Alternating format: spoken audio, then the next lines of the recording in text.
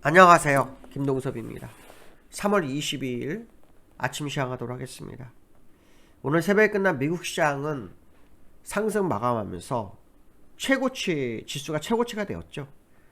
다우는 4만선이 코앞이 됐습니다. 지금 39,889 거의 뭐 한 111포인트 정도만 더 오르면 4만 포인트가 되는데요. 4만 포인트는 기술적으로 돌파 가능성이 높죠. 가능성이 있습니다. 미국은 어제 FMC 회의 이후에 금리 인하 기대감이 여전히 반영이 되고 있고요. 어제는 제롬 파월의 성명서 발언이 있었고 오늘은 점도표를 통해서 제롬 파월의 발언을 한 번 더 확인하는 하루였다 이렇게 보시면 되겠죠. 올해 점도표를 보면 0.25씩 3회 기준금리 인하 이렇게 나오고 있습니다. 그래서 금리 현재 5.2에서 5.5%인데 이거 4.6%까지 내리겠다 뭐 이런 식의 뉴스가 있죠. 그러면 이제 6월달에 금리 인하 가능성은 거의 확실시 되는 거죠. 5월달에 할 수도 있고 6월달에 할 수 있는데 6월 가능성이 높아지고 있다 이렇게 보시면 될 것 같습니다. 안 되더라도 7월에는 하겠죠. 그렇지만 시간적으로 많지 않다 이렇게 보면 될 것 같습니다. 오늘 미국 시장은 마이크론의 실적이 상당히 영향을 미쳤는데요. 마이크론 실적이 좋게 나오면서 무려 14%나 오릅니다. 얼마 전에는 엔비디아가 시장을 이끌었는데 이제는 마이크론이 시장을 이끌어주는 그런 상황이 됐습니다. 시장이 금리나 분위기에서 이제 또 실적으로 옮겨가는 그런 상황인데요. 실적마저도 시장을 상당히 강하게 하고 있죠. 삼성전자도 작년 4분기 이후로 반도체가 흑자 전환을 했다고 했는데요. 삼성전자에도 그 영향이 있는지가 오늘 또 주요 관전 포인트가 될 것 같습니다. 다우가 0.8%인가 올랐고 나스닥은 1%까지 갔다가 0.2%로 마감을 했어요. 그 이유는 애플 때문에 그렇습니다. 애플이 시가총액이 1위죠. 애플이 4%나 빠집니다. 애플이 4% 빠졌는데도 불구하고 시장을 이렇게 플러스를 했다는 것 자체가 대단한 거죠. 미국 법무부에서 반독점 소송 발표를 하면서 4%가 빠졌다고 합니다. 나스닥 지수의 상승폭을 많이 까먹은 이유 중에 하나다 이렇게 보시면 될 것 같습니다. 미국 시장은 이제 금리 인하에 대한 기대감이 점점 커지고 있고 그 과정 속에서 이제 실적으로 옮겨가고 있기 때문에 기업 실적의 흐름을 또 확인해 봐야 되는 그런 상황이 계속 나오고 있다 이렇게 보시면 될 것 같고요. 미국 시장 보시면은 나스닥 0.2%, 다우는 0.68% 상승입니다. 필라델피아 반도체가 2%가 상승했네요. 반도체 지수는 한번 밀렸었다가 다시 올라가는 과정이고요. 다우를 보시면 신고가 갱신했죠.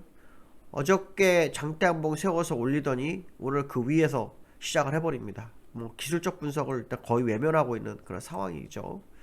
추가로 상승 가능성이 높아지고 있는 그런 모습이고요. 나스닥도 지금 보시면은 오늘 신고가를 갱신했으면 종가상으로는 장중에 1% 정도 갔었는데 음보로 끝났습니다. 어쨌든 모든 시장이 아주 강세의 흐름을 보이고 있는 것만큼은 확실하기 때문에 추가적 상승에 무게가 실릴 수 있다 이런 해석을 해야 될 것 같고요. 유가는 좀 내려오는 것 같더라고요. 유가는 그 박스권 상단을 돌파한 상태에서 약간의 눌림이 있는 어떤 흐름을 보이고 있다 이렇게 보시면 될 것 같은데요. 유가는 이제 박스권 돌파하고 박스권 상단선 윗부분에서 일단 십자도지가 또 마무리했습니다.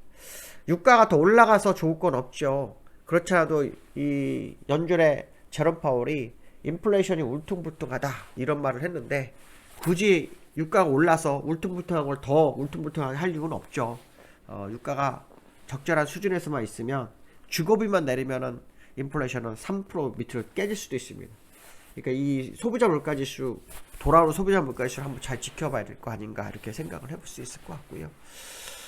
원달러가 시장에서 어저께 많이 빠졌었습니다. 원달러 1322원에 끝났는데요.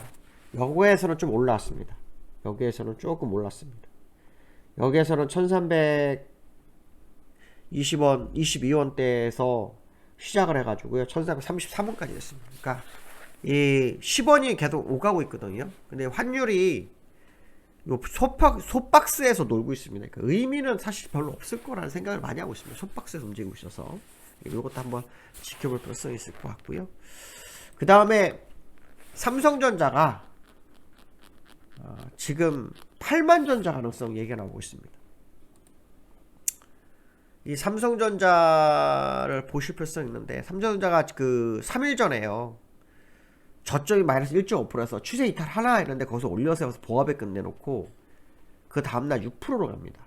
그리고 어저께 3%로 갑니다. 3%. 그래서 저점 대비로 거의 10%를 넘게 올랐어요. 근데 기술적으로는 지금 지난번 고점이 79,800원이었잖아요. 거길 넘길 확률이 굉장히 높아지고 있습니다. 젠스루앙이 그 12단짜리 HBM3짜리를 굉장히 호평을 하고 있죠. 지금 테스트 중이지만 좋은 결과를 기대한다, 뭐 이런 얘기를 했는데, 그 이후로 주가가 올랐는데, 이번에는 마이크론마저도 실적이 엄청 좋게 발표가 됐기 때문에 이게 오늘 삼성전자의 기대치를 키워주는지를 한번 봐야 되는데요.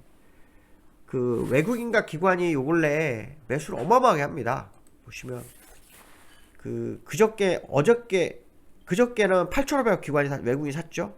기관은 5,800억 샀어요. 그죠? 근데 어저께 1조 8천억 샀고 기관은 1조를 샀어요. 근데 이게 그 반도체의 몰빵입니다. 거의 삼성과 하이닉스의 그 외국인 매수의 77%가 삼성전자 하이닉스에 몰빵이 된 상태거든요. 그 상태에서 오늘 마이크론 호실적이 발표해서 미국에서 14% 올랐어요. 오늘 또 삼성전자가 또다시 4일 연속 랠리를 피는지, 요것도 이제 시장의 관전 포인트가 되겠죠. 보시면 수급적으로 보시면 삼성전자 지금 외국인이 이틀 연속으로 1000만 주 이상 샀고요. 기관도 그저께 850만 주, 어저께 600만 주 샀습니다. 그래서 진짜 많이 샀습니다. 프로그램도 많이 샀습니다. 프로그램도 지금 1조 3천억 이렇게 들어왔죠. 전체 1조 7천억. 그러니까 완전히 기관과 외국인은 이 반도체에 꽂힌 그런 상황이 됐다, 이렇게 보시면 될 것 같고요. 기술적으로는 의미가 상당히 있다, 이렇게 판단을 해봐야 될 것 같습니다. 세 번째로는 코스피 외국인 기관이 연수 대량만 썼지, 이제 그 얘기가 하는 과정 속이었는데요. 이렇게 많이 사는 경우를 제가 본 적이 없습니다. 한 1조 이렇게 1조 5천억에 사면 많이 사죠. 근데 여기서 죄송합니다. 여기서 중요한 것은 여기서부터 여기까지 매도했던 걸 다 걷어들이려는데 하루 만에 다 걷어들였다는 거죠. 네, 그런 부분을 보면은 지금 외국인들의 매수 세가 굉장히 강한 거 아닌가 싶어 봐야 될 것 같고요. 그 2700 코스피가 2750을 넘었어요. 코스피가 2750을 넘었는데 이게 그 23개월 만에 있는 일이고요. 근데 여기서 중요한 건 뭐냐면, 우리가 이제 한쪽 면을, 수급을 한쪽 면만 보잖아요. 반대편을 보시면 개인은요, 이틀 동안 4조 3천억을 벌었습니다. 어제 하루만 3조를 벌었습니다. 폭풍 매도를 합니다. 물론 뭐 저점 대비로 올라왔기 때문에 삼성전자 손절도 하고 뭐 이런 상황이 있었을 것 같습니다. 그쵸? 근데 또 웃긴 거는 뭐냐면, 이렇게 막 외국인 기관이 사는데도요, 개인은 또 곧볼수록 엄청 샀다고 합니다. 1,500억 정도 개인들이 사고 있습니다. 개인은 항상 보면 외국인 가격이 반대로 가는 그런 경향이 있습니다. 근데 제가 지난번에 그런 얘기 했어요. 외국인이 들어왔기 때문에 기관화 장세가 연출될 필요성이 있다는데, 기관이 여기서 막 팔았어요. 그래가지고 사실 이게 기술적으로 굉장히 어렵게 가는 자리에서 갑자기 뜬금포로 날라와 버렸거든요. 모든 사람이 아마 더 거의 뭐 힘들었을 확률이 높은데, 어쨌든 외국인과 기관의 매수에 개인들을 모두 던지고 있다는 게 의미가 있죠. 특히 삼성전자는 3년 동안 개인들이 엄청 많이 샀잖아요. 개인들이 엄청 많이 샀잖아요. 그래서 그 물량이 좀 나오고 있는 과정으로 해석해본다 그러면, 개미들이 줄어든다는 것은 시장이 나쁘지 않다, 그런 해석도 해볼 수 있다, 이렇게 말씀드릴 수 있을 것 같습니다. 여기까지 하겠습니다. 중간에 기침이 나와서 죄송합니다.